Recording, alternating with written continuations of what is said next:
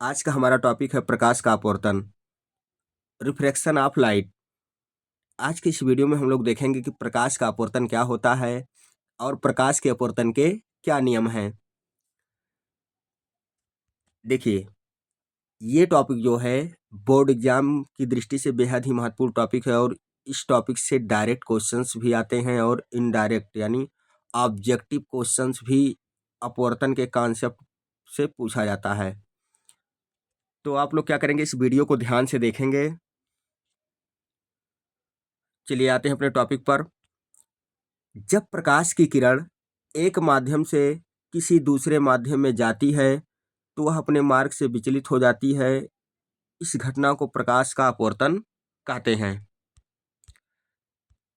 तो प्रकाश का अपवर्तन क्या है भाई? प्रकाश का अपवर्तन प्रकाश के किरण का अपने मार्ग से विचलित होने की घटना है। यानी प्रकाश की किरण जब एक माध्यम से दूसरे माध्यम में प्रवेश करती है तो वह सीधी ना जाकर अपने मार्ग से विचलित हो जाती है।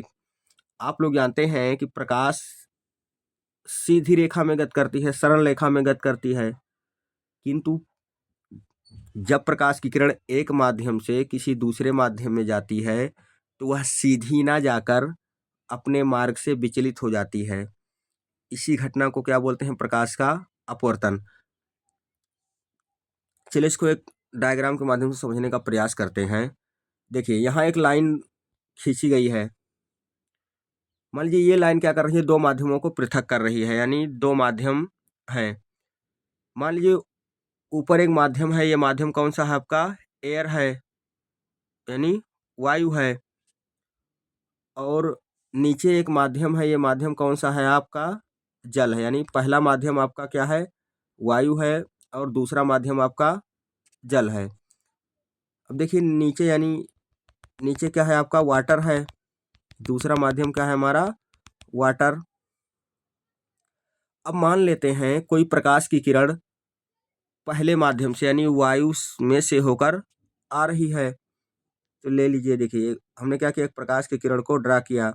तो एक प्रकाश की किरण है जो वायु में से होकर आ रही है। अब ये प्रकाश की किरण दोनों माध्यमों के परिसीमा पर यानी बाउंड्री पर जिस पॉइंट पर ये आपतित हो रही है, हम उस पर क्या करते हैं? एक नॉर्मल ड्रा कर लेते हैं, यानी एक अभिलंब खींच देते हैं। अभिलंब क्या होता है आपका? यानी नॉर्मल क्या होता है? अभिलंब किसी सतह पर खींचा गया वह रेखा होती है, या खींची गई वह रेखा होती है जो उस सतह से 90 डिग्री का कोण बनाती है, 90 डिग्री का एंगल बनाती है। तो ये वाली किरण, ये वाली प्रकाश की किरण जो है, जो पहले माध्यम से आ रही थी, ये वाली प्रकाश की किरण है आपकी आपतित किरण। इसको नाम क्या दे देते हैं हम? आपतित किरण। देखिए, ये है हमारी आपतित किरण और ये वाली लाइन जो हम ड्रा किए हैं, ये वाली लाइन है हमारी अभिलंब। अब ये अभिलंब किस पॉइंट पर खींचा गया है? आपतन बिंदु पर, यानी जिस बिंदु पर प्रकाश की किरण आपतित हो रही है, तो हमने उसका नाम दे दिया पॉइंट ओ। अब देखिए, अब ये प्रकाश की किरण अभी क्या है? वायु में गति कर रही है। अब वायु में से होकर अब ये कहाँ पहुंची?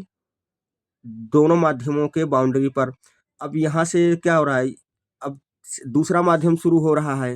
इस वाले लाइन के नीचे क्या है? जो रेड वाली लाइन है भाई, इसके जस्ट नीचे क्या है? हमारा दूसरा माध्यम है। अब प्रकाश की किरण वायु में से अब जल में क्या करेगी? प्रवेश करेगी। प्रकाश गति करती है सीधी रेखा में, यानी इसको से सीधे निकल जाना चाहिए था। क्यों? क्योंकि भाई प्रकाश सरल रेखीय पथ पर गति करती है, सीधी रेखा में गति करती है, लेकिन वो सीधे ना जाकर क्या हो जाएगी? अपने मार्ग से विचलित हो जाएगी। अब देखिए, अब ये प्रकाश की किरण आपकी किस पथ से जाएगी भाई? सॉरी, देखिए जो ऊपर से, सॉरी, ऊपर वाले माध्यम से यानी वायु से प्रकाश की किरण आ रही थी, जब ये जल में प्रवेश करती है तो इसको क्या सीधे निकल जाना चाहिए। तो जो ब्लैक वाली लाइन बनाई गई है, जस्ट ऐसे सीधे उसको निकल जाना चाहिए था, लेकिन ये सीधे ना जाकर क्या होती है, अपने मार्ग से विचलित हो जाती है। और जो ये वाली लाइन बनाई गई है, इस वाले लाइन के अनुदिश गति करती है। कहने का मतलब अपने मार्ग से विचलित होकर दूसरे मार्ग से गति करती है। और ये जो दूसरी प्रकाश की किरण है, ये वाली प्रकाश की किरण क्या है आपकी, अपवर्तित प्रकाश की किरण है।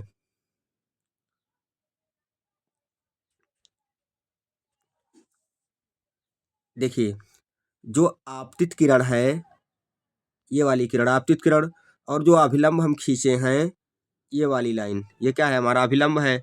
तो आपतित किरण और अभिलंब के बीच के कोण को हम क्या बोलते हैं, आपतन कोण। ये वाला एंगल क्या है, हमारा आपतन कोण है। इसको स्मॉल आई से लिखते हैं। किससे, स्मॉल आई से। और जो अपवर्तित किरण है और अभिलंब है, इनके बीच के कोण को क्या बोलते हैं, अपवर्तन कोण। तो ये वाला एंगल क्या है, हमारा अपवर्तन कोण है। इसको स्मॉल आर से लिखते हैं।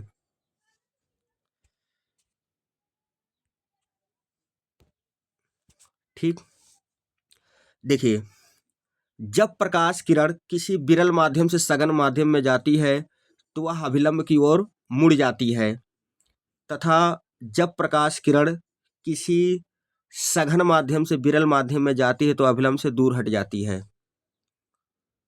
देखिए, इसको समझते हैं।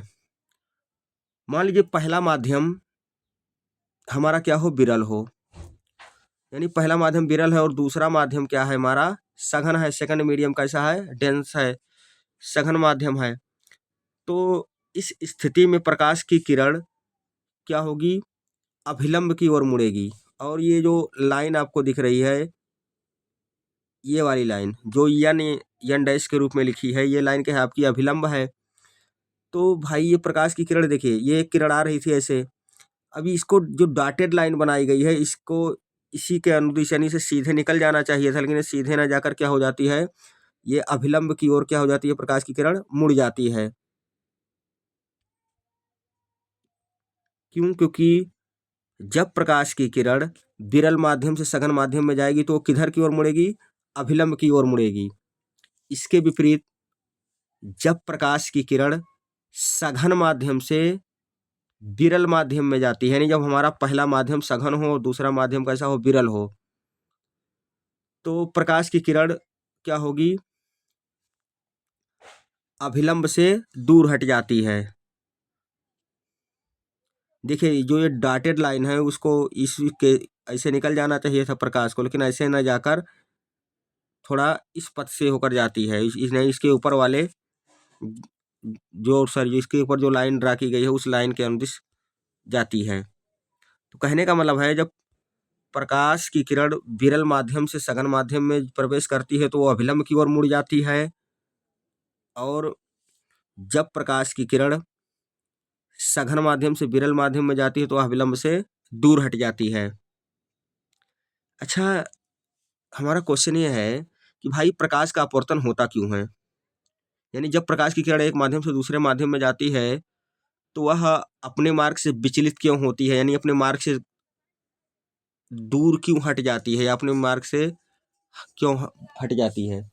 इसके पीछे रीजन यह है कि हर माध्यम में प्रकाश की चाल क्या होती है, अलग अलग होती है। इस वजह से क्या होता है, प्रकाश का अपवर्तन होता है एक माध्यम से दूसरे माध्यम में जाने पर। देखिए, अपवर्तन के नियम, यानी प्रकाश के अपवर्तन के नियम, laws of refraction of light. तो प्रकाश के अपवर्तन के नियम, प्रकाश के अपवर्तन के कितने नियम है भाई, दो नियम हैं। ठीक, प्रकाश के अपवर्तन के दो नियम हैं। नियम नंबर पहला, आपतित किरण, अपवर्तित किरण तथा आपतन बिंदु पर खींचा गया अभिलंब तीनों एक ही तल पर स्थित होते हैं। यहाँ तल का मतलब होता है सतह, समतल। ठीक, तो अपवर्तन का पहला नियम हमारा क्या कहता है, ये भाई ये अपवर्तन के जो नियम है, ये नियम आप लोगों को याद होने चाहिए, क्योंकि अगर बोर्ड एग्जाम देना है तो ये नियम आपको क्या होना चाहिए, याद होना चाहिए। अपवर्तन के कितने नियम है? 2 नियम है। आपतित किरण, अपवर्तित किरण तथा आपतन बिंदु पर अभिलंब तीनों एक ही तल पर स्थित होते हैं, तीनों एक ही सतह पर स्थित होते हैं। देखिए सबसे पहले यहाँ हम पहचान लेते हैं कि आपतित किरण कौन है। देखिए ये वाली क्या है, आपकी आपतित किरण है, जो क्या है, परावर्तक सॉरी जो दूसरे माध्यम में प्रवेश कर रही है। तो ये वाली क्या है, आपकी आपतित किरण है। और यहाँ नीचे देखिए अपवर्तित किरण बनाई गई है। ये वाली किरण क्या है, जो अपने मार्ग से दूर हट गई है, ये है आपकी अपवर्तित किरण। ठीक। और आपतन बिंदु पर अभिलंब, अभी क्या हम बोले आपतन बिंदु, तो ये पॉइंट वो क्या है, आपका आपतन बिंदु है। जिस पॉइंट पर ये आपतित किरण आ रही थी, यही क्या है आपका आपतन बिंदु। और इसी पर हमने क्या जो लाइन खींचा है यन डैश, यही क्या है हमारा अभिलंब है। आपतन बिंदु पर अभिलंब है। तो अपवर्तन का पहला नियम क्या कहता है? आपतित किरण, अपवर्तित किरण तथा आपतन बिंदु पर अभिलंब तीनों एक ही तल पर स्थित होते हैं। तीनों एक ही तल पर स्थित होने, तीनों एक ही सतह पर स्थित होते हैं। तीनों एक ही, देखो दूसरे भाषा में बोला जाए तो आप आपतित किरण, अपवर्तित किरण तथा आपतन बिंदु पर अभिलंब तीनों एक ही तल पर, यानी तीनों एक ही सतह पर या एक ही समतल पर स्थित होते हैं। तो सिंपल भाषा में आप लोग याद रखेंगे क्या, देखिए प्रकाश का जब परावर्तन आप लोग पढ़ रहे थे, तो प्रकाश के परावर्तन का भी पहला नियम यही है। उसमें क्या था, प्रकाश के परावर्तन वाले में अपवर्तित किरण के जगह पे क्या था, परावर्तित किरण था।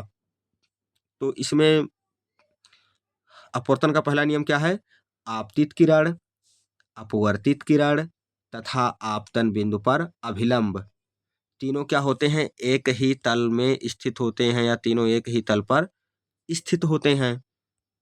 और अपवर्तन का दूसरा नियम क्या है, अपवर्तन का दूसरा नियम है हमारा आपतन कोण की ज्या, आपतन कोण की ज्या तथा अपवर्तन कोण की ज्या का अनुपात एक नियतांक होता है, जिसे पहले माध्यम के सापेक्ष दूसरे माध्यम का अपवर्तनांक कहते हैं। दूसरा नियम क्या है हमारा, आपतन कोण की ज्या तथा अपवर्तन कोण की ज्या का अनुपात एक नियतांक होता है। और इस नियतांक को क्या बोलते हैं, पहले माध्यम के सापेक्ष दूसरे माध्यम का अपवर्तनांक कहते हैं। अच्छा, जो अभी बोले हैं ज्या, ये ज्या का मतलब क्या है, यानी आपतन कोण की ज्या और अपवर्तन कोण की ज्या क्या है। देखिए यहाँ जो ज्या बोले हैं, ज्या का मतलब होता है साइन। क्या? साइन। तो आपतन कोण की ज्या का मतलब आपतन कोण हमारा क्या होता है, आपतन कोण को लिखते हैं स्मॉल आई से और अपवर्तन कोण को लिखते हैं आर से। तो क्या कह रहा है, आपतन कोण की ज्या मतलब साइन आई, आपतन कोण आई है तो इसका ज्या मतलब इसका साइन ले लीजिए, तो साइन आई बटा साइन आर। क्या बोल रहा है, अपवर्तन कोण की ज्या, यानी आपतन कोण की ज्या और अपवर्तन कोण की ज्या। ज्या का मतलब होता है क्या, ज्या का मतलब होता है साइन। और आपतन कोण की ज्या मतलब हो जाएगा हमारा साइन आई, और अपवर्तन कोण की ज्या का मतलब साइन आर। और कह रहा कि आपतन कोण की ज्या तथा अपवर्तन कोण की ज्या का अनुपात, देखिए एक चीज याद रखिए, अनुपात और बटा एक ही होता है। जैसे लिखा है ये अनुपाते बी, यानी ये रेशियो बी अगर लिखा है तो हम इसको लिख सकते हैं ये बाई बी। तो यहाँ देखो क्या लिखा है, sine i by sine r. इसका मतलब है आपतन कोण की ज्या का अनुपात किसके साथ, आपतन कोण की अपवर्तन कोण की ज्या के साथ। तो वही वही बात लिखा हुआ है, आपतन कोण की ज्या तथा अपवर्तन कोण की ज्या का अनुपात क्या होता है, एक नियतांक होता है। क्या होता है, नियतांक होता है। नियतांक मतलब कांस्टेंट।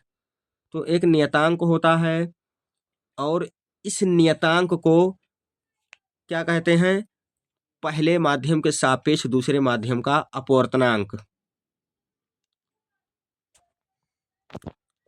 ठीक,